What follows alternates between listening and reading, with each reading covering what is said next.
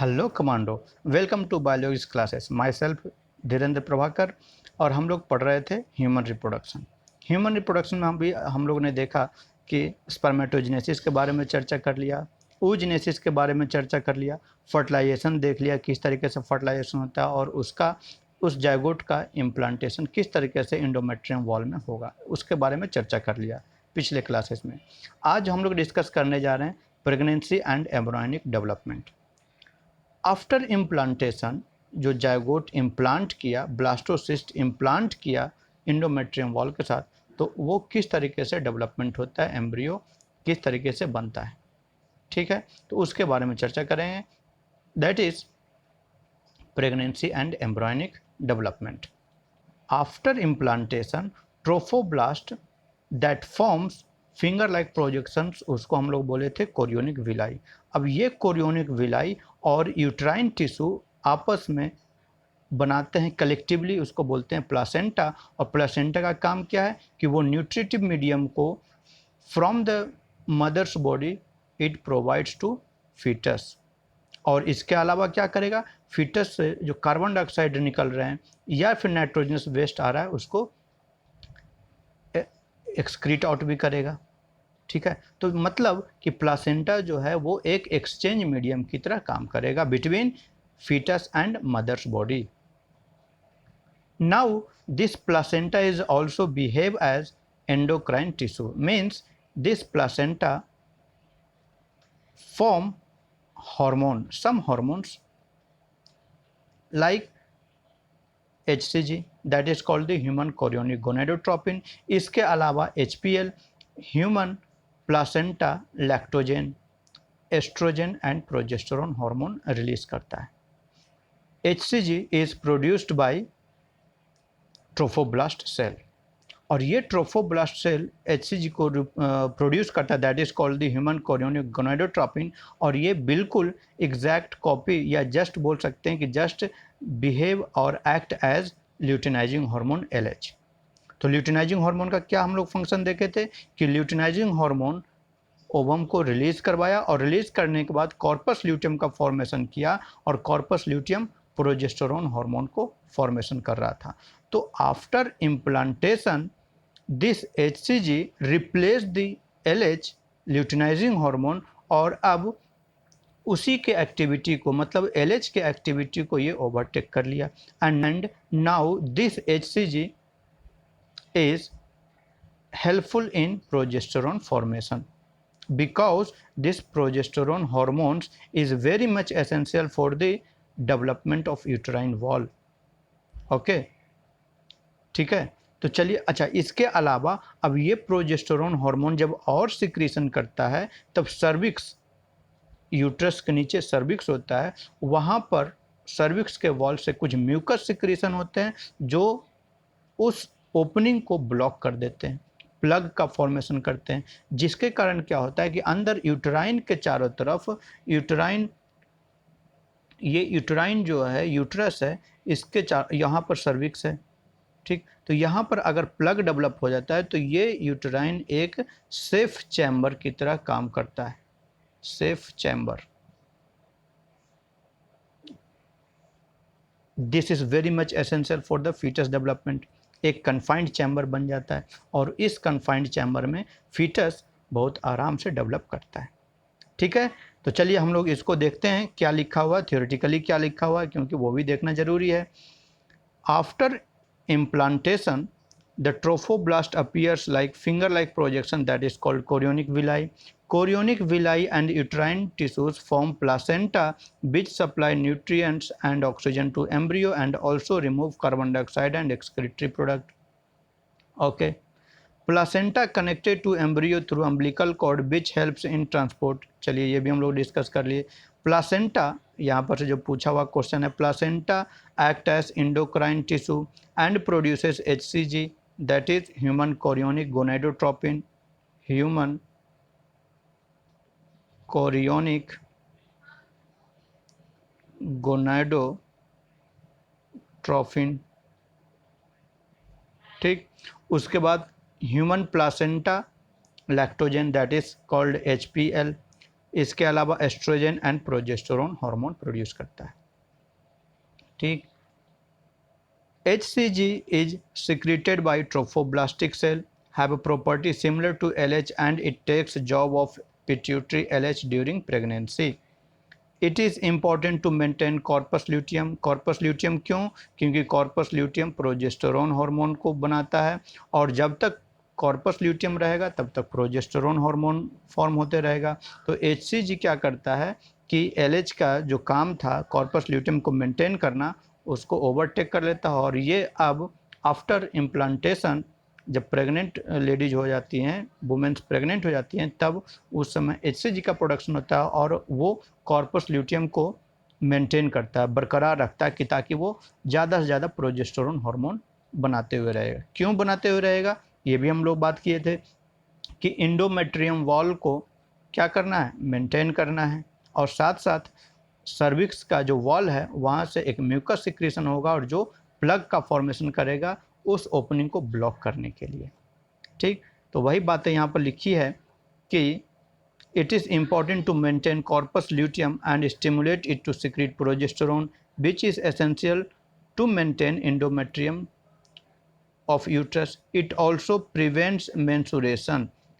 क्या बात किए थे, इट ऑल्सो प्रिवेंट्स मेंसुरेशन, ये हम लोग पहले ही चर्चा कर चुके हैं। कब, जब प्रोजेस्टेरोन हार्मोन डिस्कस कर रहे थे तब मेंस्ट्रुअल साइकिल के दौरान हम लोग चर्चा कर लिए थे, भूल गए? क्या बात बोले थे कि जब तक प्रोजेस्टेरोन हार्मोन बनता हुआ रहेगा तब तक next cycle, next menstruation cycle start नहीं होगा। ठीक, और क्या बोल रहा है यहाँ पर, HCG कॉर्पस ल्यूटियम को मेंटेन करेगा। अब कॉर्पस ल्यूटियम मेंटेन होगा तो प्रोजेस्टेरोन हार्मोन बनेगा, प्रोजेस्टेरोन हार्मोन बनेगा तो वो इंडोमेट्रियम वॉल को थिकनिंग करता हुआ रहेगा, उसको मेंटेन करता हुआ रहेगा और जब प्रोजेस्टेरोन हार्मोन रिलीज होगा तो नेक्स्ट साइकिल अकरिंग नहीं होगा, मतलब नेक्स्ट मेंस्ट्रुएशन नहीं होगा। तो वही बात यहाँ पर लिख दिया है कि इट ऑल्सो प्रिवेंट्स मेंस्ट्रुएशन। ठीक है, due to high progesterone mucus secretion increased in cervix and that forms a protective plug during pregnancy। ये भी हम लोग देख लिए। ठीक, अब बात करते हैं HPL का। तो HPL क्या काम करेगा कि ह्यूमन प्लासेंटा लैक्टोजेन, जिसको हम लोग HCS भी बोलते हैं। HCS क्या है, तो ह्यूमन कोरियोनिक सोमैटोमैमोट्रोपिन इसको बोलते हैं। चूँकि यहाँ पर क्या आ गया, मैमोट्रोपिन। अब मैमो इज अगर याद कर रहे हैं तो हम लोग मेमोरी ग्लैंड पढ़े थे, तो मेमोरी ग्लैंड्स को ये स्टिमुलेट करेगा, ये उसके ग्रोथ को स्टिमुलेट करेगा, बढ़ाएगा। क्यों? क्योंकि आफ्टर प्रेगनेंसी जब बच्चा डिलीवर होगा, फीटस बाहर आएगा, बच्चा जन्म लेने के बाद, तो उसको न्यूट्रिशन चाहिए, फूड चाहिए। और फूड क्या होता है, मदर्स मिल्क। तो मेमोरी ग्लैंड को डेवलपमेंट के लिए कि ताकि बच्चे को फीड के लिए मिल्क प्रोड्यूस कर पाए, इसीलिए ये जो HPL है या जिसको हम लोग HCS बोलते हैं, वो मेमोरी ग्लैंड्स को क्या करेगा, स्टिमुलेट करेगा, ग्रोथ को स्टिमुलेट करेगा। HPL also called HCS, human chorionic somatomamotropin, stimulate growth of mammary glands during pregnancy, and in later phase this ovary produces a hormone that is called the relaxin.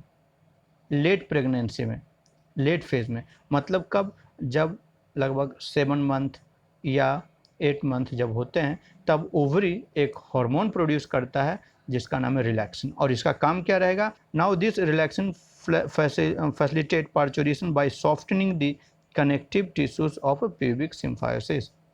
ठीक है, अच्छा, अब यहाँ पर एक और इम्पोर्टेंट पॉइंट्स आ गया है जो अब हम लोग नेक्स्ट स्टेज में पढ़ने वाले हैं। क्या होगा कि जैसे ही इम्प्लांटेशन होता है, इनर सेल मास डिफ्रेंशिएट करके अब लेयर का फॉर्मेशन करेगा, लेयर का, जर्म लेयर का विकास करेगा, डेवलप करेगा। तो इनर सेल मास डिफ्रेंशिएट होगा और आउटर लेयर का फॉर्मेशन करेगा, that is called the ectoderm, और इनर सेल लेयर का डेवलप करेगा, that is called the endoderm.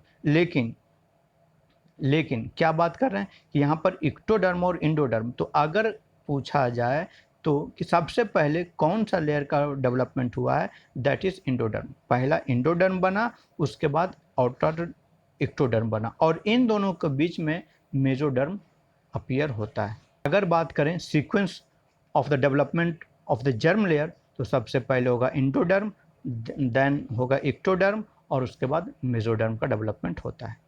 तो चलिए हम लोग नेक्स्ट स्टेज में डिस्कस करते हैं, that is called the gastrulation.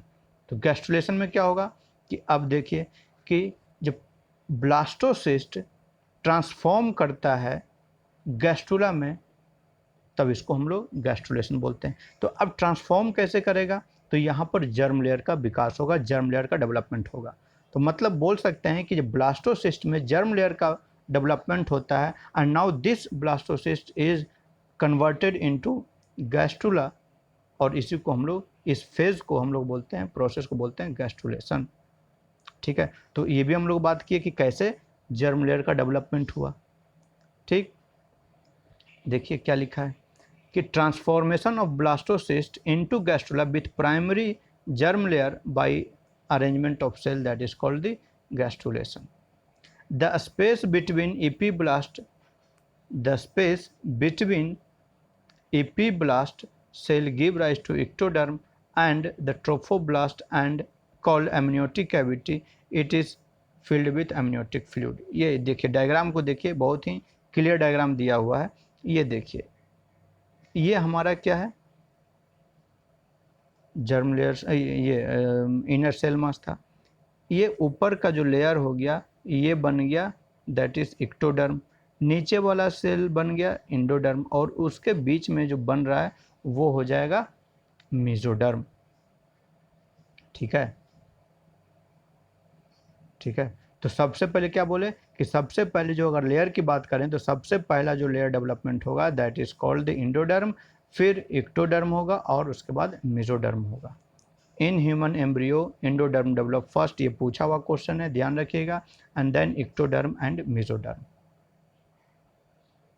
ठीक है, फिर इसके बाद लिखा हुआ human placenta also called chorionic placenta. Why it is called chorionic placenta, because the trophoblast cells forms a finger-like projection that is called the chorionic villi, and along with the endometrium tissue it forms placenta, so that's why it is called the chorionic placenta. It is also called as fetal membrane. It is fetal membrane made up of trophoblast outside and extraembryonic mesoderm inside, completely surrounds the embryo to protect it। और ये जितना भी हम लोग process देखें, इसको एक flow chart में देख लेते हैं, that is in the development of human embryo, क्योंकि इस फ्लो चार्ट से एक या दो क्वेश्चन आपको लगभग पूछ देता है। तो समरी के तौर पर हम लोग इस चार्ट को भी देख लेते हैं। क्या है डेवलपमेंट ऑफ ह्यूमन एम्ब्रियो, सबसे पहले क्या रहेगा, sperm from the male, male से स्पर्म आया, फीमेल से ओवम आया, इन दोनों का फ्यूजन होगा, that process is called fertilisation. और फर्टिलाइजेशन कहाँ पर होगा, फैलोपियन ट्यूब में। और फिर जायगोट का फॉर्मेशन होगा, और जायगोट का फॉर्मेशन को हम लोग फर्स्ट डे काउंट करते हैं।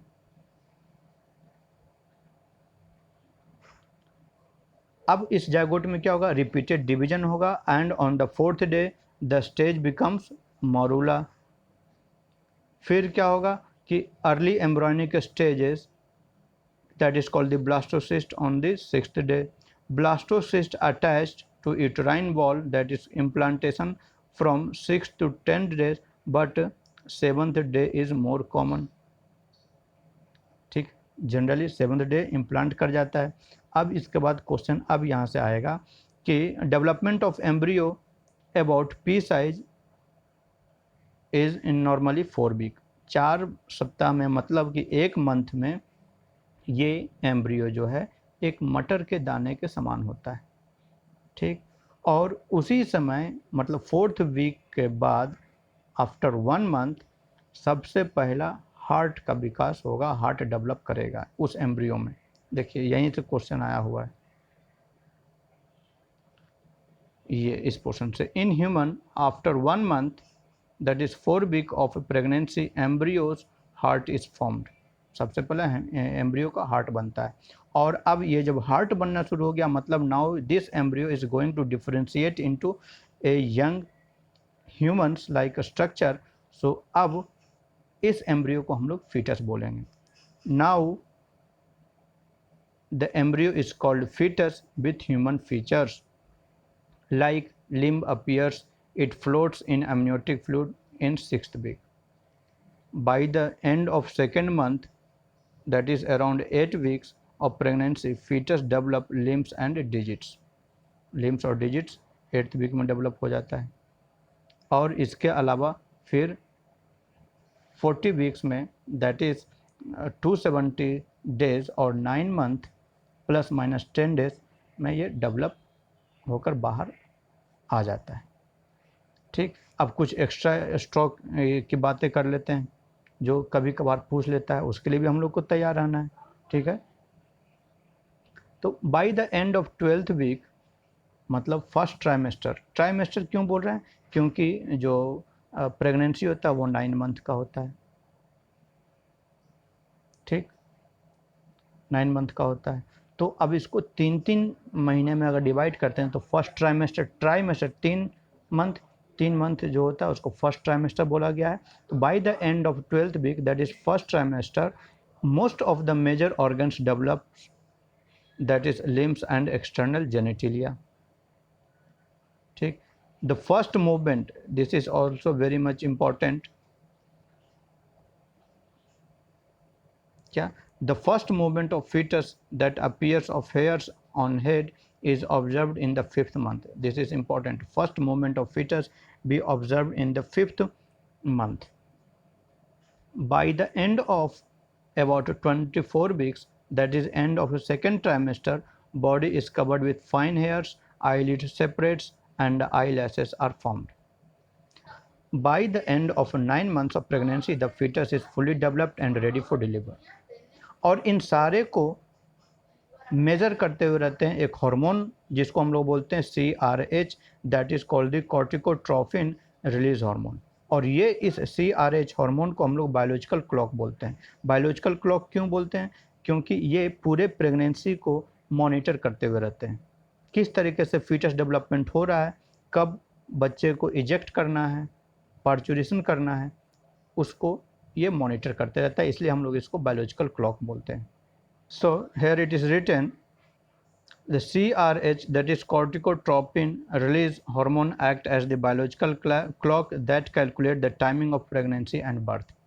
And if this CRH level is higher, then premature birth take place, and if its concentration is low, then the birth take place after due date. ठीक, इसके अलावा एक और केमिकल्स, जो भी केमिकल्स हम लोग यूज़ करते हैं, वो केमिकल्स कभी कभार क्या करता है, एबनॉर्मल डेवलपमेंट कर देता है एम्ब्रियो को। और एबनॉर्मल डेवलपमेंट होगा तब क्या होगा कि वो न डिजिट्स डेवलप हो पाएंगे, न लिम्स डेवलप हो पाएंगे।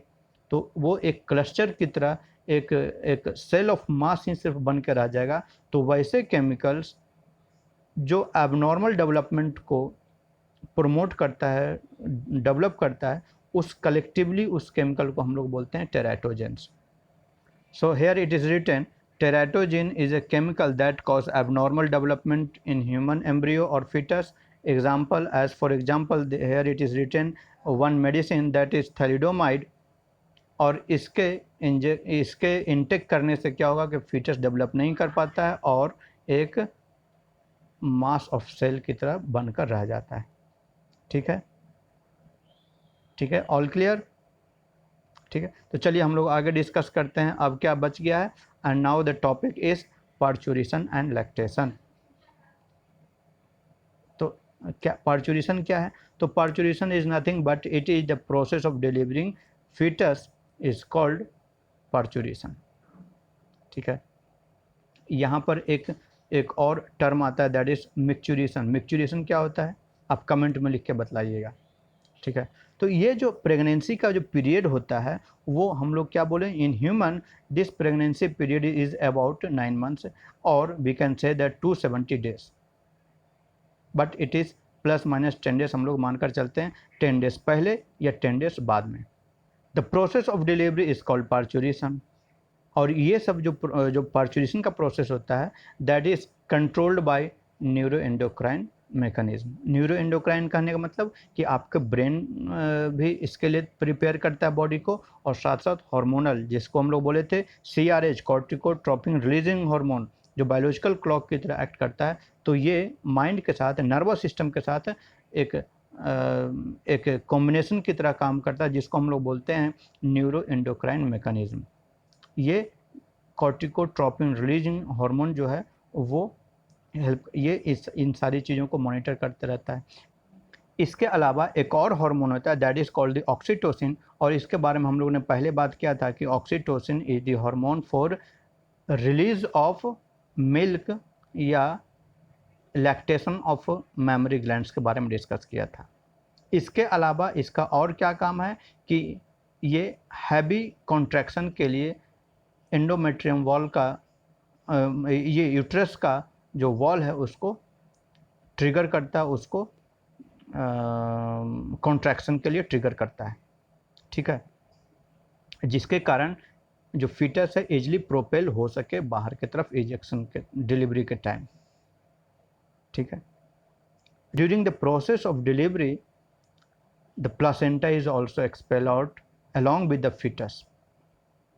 बाद में उसको कट करके हटा दिया जाता है। And now this oxytocin also helps in the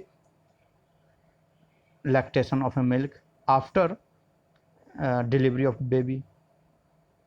ठीक है, तो चलिए हम लोग देख लेते हैं क्या लिखा हुआ है यहाँ पर कि average pregnancy period is about 9 months and is called the gestation period. तो व्हाट इज जेस्टेशन पीरियड? तो it is the period between the fertilization process and before the delivery process. This period is called the gestation period, and this is for about 9 months, that is 270 days or plus minus 10 days.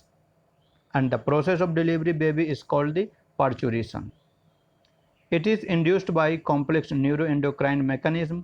The signal for delivery developed fetus and placenta which induces uterine contraction, that is called the fetal ejection reflex, and this is triggered oxytocin which acts on uterine muscles for the stronger contraction. As we know that the muscles layer, the wall of uterus is made up of 3 layers: perimetrium, mesometrium and endometrium. तो जो मेसोमेट्रियम की जो बात किए थे वहाँ पर क्या बोले थे? That contains lots of smooth muscle cells, and smooth muscle cells रहने के कारण उसमें स्ट्रॉन्ग कॉन्ट्रैक्शन कर सकता है। तो कॉन्ट्रैक्शन को ट्रिगर करने के लिए ऑक्सीटोसिन रहता है। तो जब डिलीवरी के टाइम में जब ये ऑक्सीटोसिन ट्रिगर करेगा तो एंडोमेट्रियम जो यूट्रस का जो वॉल है वो कॉन्ट्रैक्ट करेगा। तो कॉन्ट्रैक्ट करने के कारण फीटस को प्रोपेल आउट कर देगा, बाहर की तरफ इजेक्ट करने में हेल्प करेगा। So uterine contraction along with oxytocin help in parturition, along with placenta is also expel out. The production of a milk from mammary gland called the lactation which helps in infant feeding, और जो first ejection होता है, milk का ejection होता है from the mother's body, that is called the colostrum and that contains antibody a in large amount.